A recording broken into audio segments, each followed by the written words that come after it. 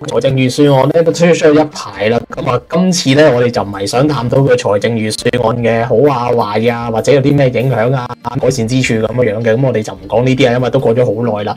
反而咧我哋想核心啲討論一下咧，佢哋其中咧有一方面嘅政策咧係可以，我覺得就叫捉到鹿唔識脫角啦嚇。咁啊，其中一方面咧，咁就今年嘅財政政策咧，喺英國方面就講話咧，會投資呢個科研咧，就200億嘅英鎊，去到增強科學創新技術部門嘅資金。咁啊，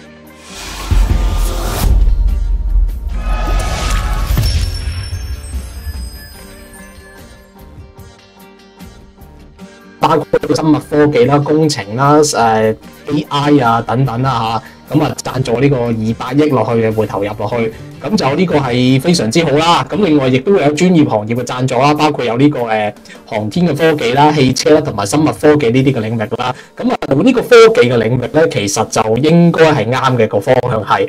咁但係咧，長期以嚟咧，其實英國咧都不乏咧呢個培育科技嘅人才啊，或者各方面嘅配套嘅。所以咧，其實再加強呢一方面嘅話咧，咁只不過係你要諗下你想達成啲咩結果啦。嗱，其實點解要搞好科技嘅產業咧？咁最主要因為咧，美國咧大概10強以內嘅企業咧，大部分都係啲科技嘅企業嚟嘅。咁基本上嚟講咧，搞好科技嘅企業咧，就可以搞旺咧嗰個股市嘅，令到大家投資者進入去就會多啲啦。咁啊，亦都可能會搞旺個經濟。咁其實呢個亦都係最主要嘅原因，點解想搞科技、投入科技嘅發展啦。咁但係咧，咁單方面係咪就咁樣可以叫做增大嗰個嘅科技創新科技嘅投資，咁就可以搞掂呢件事咧？咁啊，好多投資者會過嚟揾你咧，咁就梗係唔係嘅。嗱，咁啊要睇翻咧，其實英國我哋講話英國不乏呢個科研嘅人才啦。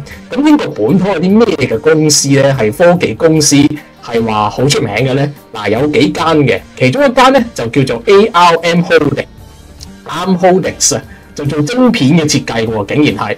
咁咧係英國最代表嘅科技公司之一嚟㗎，咁就總部位於劍橋嘅，設計咧全球超過95% 嘅智能手機處理器，包括蘋果、高通、三星嘅企業都係用緊佢嘅技術啦。咁呢間咁特別嘅公司咧，就喺原本咧就喺英國度上市嘅，咁就2016年嘅時候咧，就俾咗日本嘅 SoftBank 軟銀就用咗240億去收購咗買咗啦。咁咧跟住之後咧，第一時間就將佢咧就喺呢個倫敦交易所咧 LSE 嗰度即刻落架，然之後咧後來咧就想軟銀就想轉售咗俾即係當然就係 Lavina 啦間公司啦。咁但係咧即係因為佢係最大啊嘛，咁啊其他嗰個監管機構啦，包括英國、美國、歐盟咧都反對啦。咁啊最終咧喺2022年嘅時候取消咗嘅。咁喺2023年嘅9月14日咧。咁啊，由於取消咗冇辦法啦，咁都要獨立自己玩啦。咁就咧啱咧就透過 IPO 咧喺美國上市，即係話咧其實咧軟銀買咗佢落嚟之後咧就唔喺英國上市，就喺美國上市。跟住之後咧就達到市值而家540億啦。咁啊，亦都成為咗全球最大嘅半導體之一。咁但係當佢成為咗半導體公司最大嘅嗰個之後咧，佢都係冇翻到英國嗰度股市嘅。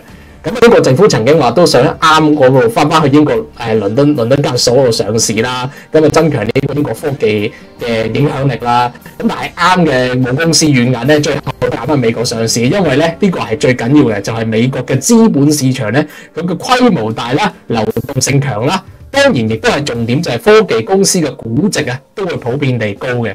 其實咧就唔難發現咧，美國嘅資本市場當然其實呢個係高嘅，唔使講啦。咁啊，全球第一啦，美國嘅納斯達克市場啦、證券交易所啦，都係全球最大嘅股票市場嚟嘅。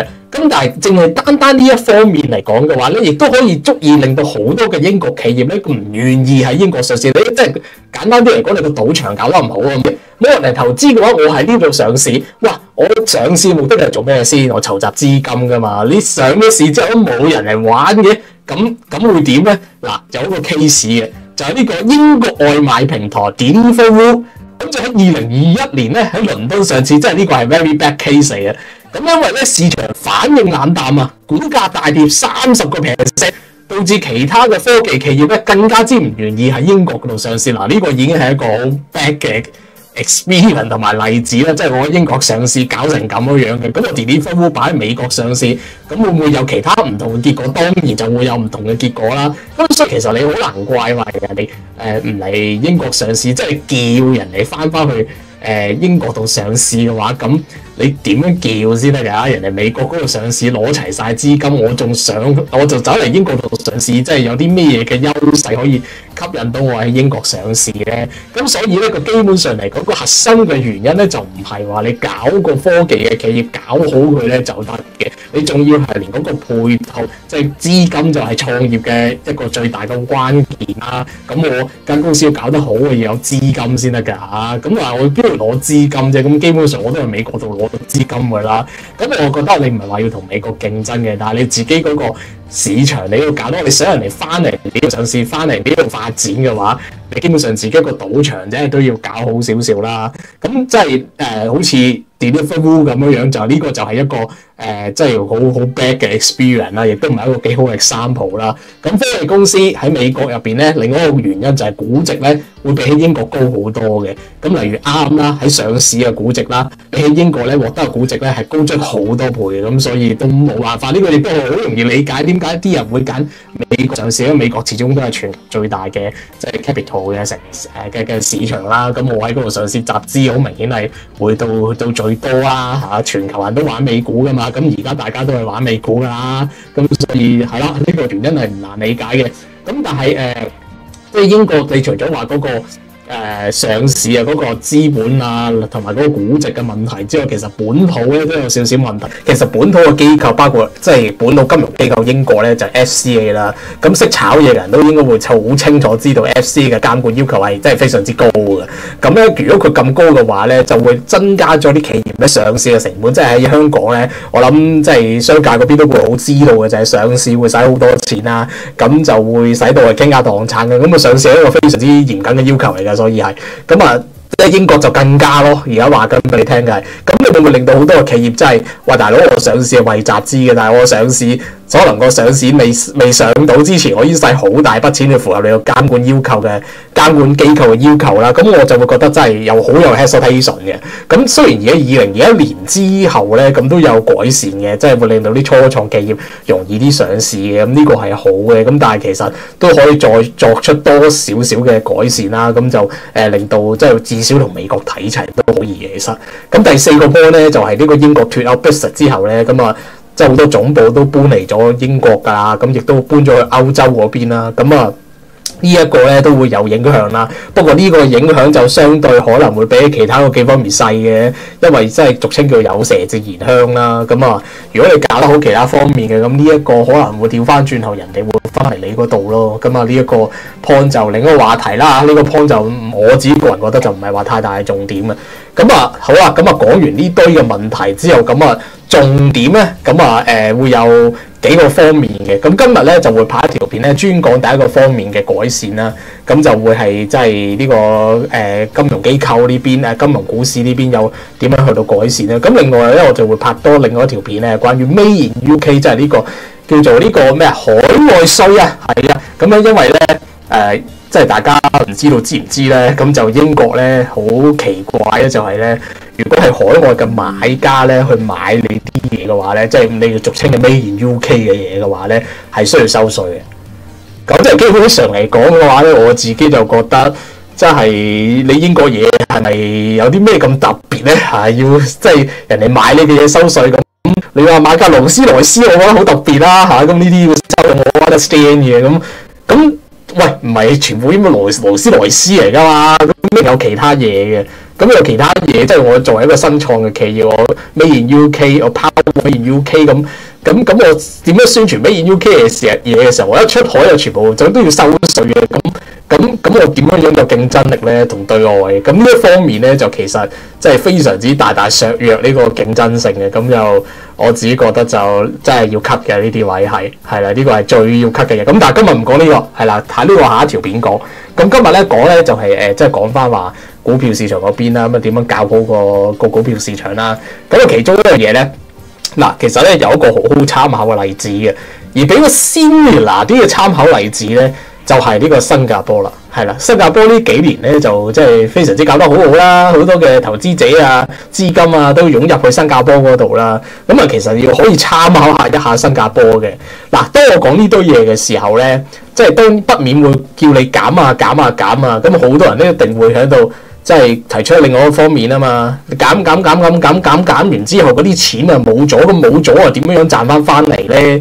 咁就我自己覺得咧，就應該都唔係咁睇嘅。咁如果係咁樣嘅話咧，咁就另外嗰兩個搞得咁好嘅，即係包括呢個美國啦、新加坡啦，即係你聽完就知啦。咁就唔減啦，咁啊大家一齊 cap 水啦，喺嗰度嚇，全部加重稅佢，係咪 cap 晒佢咪得咯？咁就唔係咁嘅，因為咧你呢度方面少咗咧，咁令到個市場資金充足咗嘅話咧，咁就有其他方面度收翻錢翻嚟嘅。即係其實咧營運一個國家咧，即係唔講政治咧，純粹講呢個財政咧，就基本上同商界做生意係冇乜分別嘅。你點樣去到揾錢嘅啫嚇？即係 business 啊嘛，係咪咁揾錢啊嘛？咁好啦，唔好講咁多廢話啦。即係呢啲之後會拍第3條片講嘅，係啦。咁啊，所以呢個位就大家唔好喺度趌我先嚇，即係大家可以留翻睇第3條片先，我再講係啦。咁啊，而家第1條片咧就講 focus 翻喺呢個股票市場點樣搞好佢咧。咁第一樣嘢就 stamp duty 啦，梗係咁咧喺英國入邊咧個 stamp duty 咧，咁啊股票嘅印花稅咧。係呢個交易金額嘅0.5%嘅，咁啊相比起嚟講嘅話咧，另外兩個嘅投資大市場啦，新加坡咧就係0.2%嘅，咁咧另外咧美國咧係冇噶，咁啊即係其實呢個好明顯啦，我走入嚟玩嘢嘅，賭兩手嘅，你又要抽我水嘅，咁我梗係唔嚟你度玩啦，咁啊當然唔係一個 stamp duty 係可以 similar 呢個。促進交易嘅，咁你仲有其他方面嘅，我會繼續講嘅。咁但係呢個係其中一個建議啦。咁就新加坡嗰邊係0.2嘅，美國嗰邊係冇嘅。咁你開到0.5，咁佢0.2其實係一半喎，一倍又唔係一半啊，咁即係倍多添啊。咁我覺得短期內嘅就試下減翻，同新加坡睇齊先啦。咁啊，另外長期嘅最好吸埋佢添啦。即係始終咧你。想人哋喺你個市場度玩咧，其實真係唔係賭場啊！個賭場係個另外一個 terms 啫。呢度係即係一個投資市場嚟噶嘛。入咗去之後，對啲企業係有收錢啊。咁收完錢之後，又會喺呢度發展。咁啲錢流入咗嚟，你國家嗰度會有其他嘅資金引入咗，會有做其他嘢做噶嘛。你一開始你已經 set 咗度閘，人哋都唔想入嚟嘅時候，錢都入唔到嚟，你國家仲點樣喺入邊再 cap 水咧？我唔會咁做咯。咁所以基本上嚟講嘅話，呢一個位參考下其他兩個嘅市場做得好嘅兩個市場，0.5減0.2啊，甚至長期嚟講都冇添啦。咁另一個咧就係即係大家可能喺英國人咧。即係過嚟英國嘅人咧，都會知道咧，就係英國有個 ASA 嘅呢個嘅股票戶口嘅，即係唔係股票係一個戶口係啦，戶口咁啊有咩特色咧？就喺入邊咧，你用嗰筆嘢咧嚟炒嘢嘅話咧，咁就唔使收稅嘅喎。咁啊，大家覺得哇好 happy 啊，咁咪得咯，係啦，唔使收稅嗱，咪冇咯，冇印花稅，乜都冇，幾好啊！係好嘅，不過咧就一年只係得嗰2萬鎊係啦，即係20萬港紙。咁就俾你懟入去嘅啫，咁就真係比較上少啲，20萬唔收稅喎，以外就會收稅啦。咁真係少啲啦。咁如果你係想鼓勵人哋去進行多啲嘅股票買賣嘅話，我諗呢一個金額都可以提高佢啦，係咪啊？即係你唔取消長遠，我覺得取消埋最好嘅，即係你就 cut 咗佢啦。我都係嗰句。即係 cap 水係用其他方式 cap 嘅，但係最緊要係引咗你入嚟先，入咗嚟玩咗先啦。即係你入都唔入嚟玩嘅，我人都冇嘅 cap 嚟有鬼用咩？2萬鎊以外嘅就收水，你一俾你喺度諗點樣去到，你每一個位做嘢我就 cap 你水，做嘢 cap 你水，唔係。你 cap 水應該係等佢發咗達，等佢做到嘢先至 cap 水。佢都未做到嘢，你係 cap 佢水嘅，咁佢點做嘢啫？咪唔做咯。咁啊真係啦，就唔好啦嚇呢樣嘢。咁所以即係嗰兩萬鎊咧，我覺得要提升翻佢先啦。咁呢個係另外一方面，因為咧其實真係等同於我哋香港啲 MPF 咁樣啊。咁你嗰筆錢好大筆嘅。你一 raise 呢個位咧，你基本上股票市場嗰個流通量咧，即係嗰個咪話成日流通量唔夠，人哋美國夠啊嘛。咁你呢個咪即刻搞掂咯，即刻多好多啦。你又多啲資金去玩啦。呢個係另一方面啦。咁第三個咧就係降低呢個海外投資者嘅稅務負擔啦。咁當然就係對，因為而家英國政府咧對海外咧係會有呢個 capital gain tax，亦都有 dividend tax 嘅。咁咧就會降低咗外資進入英國市場嘅吸引力啦。咁好明顯都係嘅。嗱，新加坡咧就係唔收嘅喎，唔收 capital gains，亦都唔收 dividend tax。咁好明顯就係人哋啲資金咪湧入嚟啦。咁所以呢方面咧，吸埋佢啦，我覺得都係嗰句，你搞好啲科技嘅公司，其實個目標係做乜嘢先？個目標其實其中一個啦，就係搞好埋個市場，希望佢喺呢度上市，跟住就促進呢個國家經濟啊嘛。咁你即係你都係嗰個流通，咁跟住翻到個問題就係流通量唔夠咯。你流通量唔夠，咁你點樣搞好佢？你就係要將啲門檻全部 cut 得就 cut，因為有個競爭啊，你啲人可以唔去你嗰度，去新加坡。去美國，咁但係其實一個好可惜嘅嘢就係咧，英國其實嗰個政治嘅體制做得非常之算係好啦，比起其他國家，亦都係一個自由嘅社會啦，相對地。所以咧，即係你已經有咁完善嘅體制喺度咧，你有能力去到同人哋競爭嘅，但係你又自己削弱咗自己嘅能力啦。即係你人哋都未入嚟，你又收錢啊，係咁諗點樣收錢。之後再諗啦，收錢吸引咗佢入嚟先啦，我覺得係啊。至少喺短期內，我覺得將呢啲稅項全部都要減啦。長期而言嘅，就希望係吸埋佢添啦。我再講多次，即係營運生意咧，就有營運生意嘅手法嘅。我覺得喺其他方面度笠佢水，就唔係喺佢入嚟之前就 cap 佢水咯。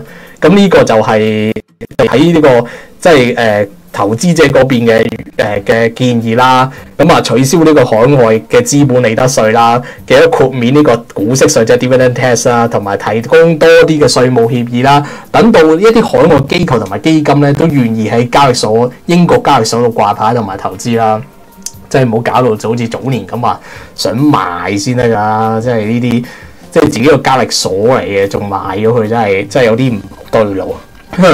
咁跟住之後咧，另外咧，講完投資者嗰邊咧，另外都要即係講翻上市嗰邊，即係你有投資即係 demand 啦，我哋呢邊叫做咁 supply 嗰邊咧 ，supply 嗰邊都有關事嘅。supply 嗰邊咧就係你起碼首先要簡化呢個 IPO 嘅程序啦，即係當然含金量高係好事嚟嘅，但係高到某一個點嘅時候都基本上上唔到市嘅，或者係。即係比起其他機構係有困難嘅話，咁就我覺得就冇必要啦，就可以減下啦。咁其實佢自己都有減嘅，即係其實佢自己知嘅喎，係啦。咁另外咧就係喺 IPO 上市咧，即係你要鼓勵佢哋上市咧，喺3年之外咧嘅企業利得稅咧，而家係25%先嘅收個 corporate tax， 咁減到15% 啦，即係都係嗰句啦，喺啲地方令佢收翻。其實全部咧數字咧都需要有精算去計嘅，你減咗嗰筆數咧幾多錢咧，喺其他地方點樣攞翻嚟？係啦，但係呢一度咧，你要 cut， 你唔 cut 嘅話咧，你就繼續咁咯，係啊，繼續咁咯。咁你有方法搞掂咪得咯？係啊，我真係覺得係神嚟嘅。如果你咁都搞掂，有競爭噶嘛，咁我咪過新加坡咯，做乜啫？我咪過美國咯。你唔使指意我翻嚟噶啦，我搞好咗，係啦。我搞好咗咁啊點咧？係啊，我其實喺英國入邊有劍橋啦、牛津啦，即係各大嘅呢個大學府社去培訓呢個科研嘅人才㗎啦。即係英國嘅教育全球名列前茅㗎啦，咁多人走嚟英國讀書就好明顯係㗎啦。咁點咧？係啊，培訓完之後，跟住就搞嗰間公司出嚟啦，好勁啊！跟住就點啊？美國上市咯，跟住點啊？咁啊美國玩美國市場，玩其他市場咯。你都冇嘢去配合嘅，即係你就成為一個孵蛋基地，係啦，即係咪而家對孵蛋基地 position 成為呢個英國嘅著名嘅政策咧嚇？要呢個孵蛋咧，咁孵完蛋之後要喺呢度成長先得㗎。你孵完蛋，然後即係幫人哋培訓人才，好似少林寺咁，學完之後就走出去打功夫、打江山，喂！唔係咁嘅，咁所以真係都係要搞好啲啦。咁IPO 減稅就15%減15%試下先啦。咁跟住之後啲基金令到英國政府直接投資係啊都可以噶嘛。咁同埋就係揾佢一啲外國公司啦。咁呢啲遲啲再有 dual listing 啦，可以增加呢個市場吸引力。同埋咧減低呢個利得稅呢啲啱啱講咗啦。咁另外一個方面咧，就係咧，好似其他嘅，即係呢啲有其他股市有做嘅，就搞翻個咧英國科技50指數啊，咁啊打造呢個科技品牌係啦。你呢個 moment 咧就可以用到你哋話增強，即係增加投資呢個英國科技嘅投資產業啊，呢啲咧就可以喺呢個 moment 度用啦。打造英國嘅科技品牌，即係咧你咧喺呢個 moment 咧要進行 micro management 啊，就唔係齋拖或者整啲政策出嚟，你係真係要去傾到咧50家翻嚟咧，組成一個 ETF， 組成一個指數咧，即係成為一個 brand 嘅話咧，咁就唔同，咁就有得搞，咁啊其他人咧可以去買啊咁樣樣，即係你咧一定要有一個代表，有啲代表做咗出嚟，咁人哋先至會去到即係開咗個頭啊！咁呢個 moment 咧，呢個方面咧，你一定要英國政府自己逐間去傾啊，係啊，咁啊你睇下點樣說服佢哋咯。咁啊基本上嚟講，以上嗰啲你做得到嘅話，其實你都好易說服佢哋玩嘅啫。因為我都再講一次啦，本身英國嗰個體制各方面都 set 得幾好噶啦，已經咁啊，你再將呢啲嘅收費啊各方面減低佢咧，咁啊希望可以即係再回流多啲啦，係啦，喺翻嚟呢度搞啦。咁啊，起碼係可以吸引到佢呢度上市先啦。咁因為個市場真係要旺先啦，如果市場唔旺咧，就唔使搞嘅。所以基本上第一個點一定要搞旺個市場，然之後咧你先至可以諗咧係減咩 IPO 啊、減費啊，吸引佢哋上市。因為你個市場唔旺，其實佢可能你都唔需要減咁多，佢都會嚟上市。但係你個市場唔旺咧，其實佢就都係唔需要考慮嘅啦。即係其實你話美國啊唔使啊，美國嗰邊咁多資金，我哋冇辦法同佢抗衡㗎。唔係，你唔係要同佢抗衡。其實美國嗰邊應該有個互補嘅機制，佢既可以喺美國上市，亦都係英國上市。咁如果你咁講嘅話，新加坡嗰邊唔使做啦，即係啊美國全部 number one 啊，全部過晒美國啦，新加坡唔使搞啦。咁點解人哋而家搞到新加坡咁好啊嗰邊？咁所以基本上嚟講，而你英國其實具備有相同嘅條件嘅喎，你唔搞喎，咁啊？點解咧？係咪先？咁我覺得係你要搞咯，係啊。咁基本上你想搞科技，你都係想佢喺呢度集資，喺呢度成長嘅啫。咁所以嚟講嘅話，今日呢條片所講嘅建議咧，就係集中喺呢個股票市場嘅建議啫。我下一條片咧就會講下呢個 Made in UK 嘅建議嘅，因為咧呢個 Made in UK 嘅建議咧呢個海外買家增值稅啊，真係十分之唔掂，係啦，即係基本上我買你啲英國嘅嘢，我係需要俾稅你嘅，咁我就要問一個問題啦，你啲嘢有啲咩咁大值得要我俾稅咧？係啦，即係你話要我買架勞斯萊斯俾稅你嘅，我覺得 OK， 係啊，但係你要我買件普通嘅 Made in UK 嘢，甚至係當然講緊初創企業一啲新成長嘅品牌啦，我都唔知係咩嚟嘅時候咧，要我俾筆稅去到買你啲嘢，係我覺得係嚴重打擊初創嘅企業嘅，所以呢一個咧海外買家增值稅咧一定係要 cut 咗嘅，即係你本土有銷售稅咧，我理解嘅。咁你本土銷售稅你咪繼續明聽咯，即係呢個我雖然我覺得最好唔好啦，咁但係都算啦，即係都算啦。但係喺個海外係唔得嘅，咁你咪即係基本上唔鼓勵英國嘢走出邊，咁有啲咩理由咧？而英國嘢又唔係話真係好多嘅好高值嘅品牌係需要人哋俾稅你去到購買嘅喎。其實所以呢樣嘢就即係你話想鼓勵本土嘅產業嘅話咧，呢個絕對會係下一條片講嘅。咁就呢樣嘢絕對要 cut 嘅。好啦，咁今日咧講咗第一部分啦。咁今日嘅建議就係講到咁多啦。咁或者我哋下條片再講下啦。拜拜。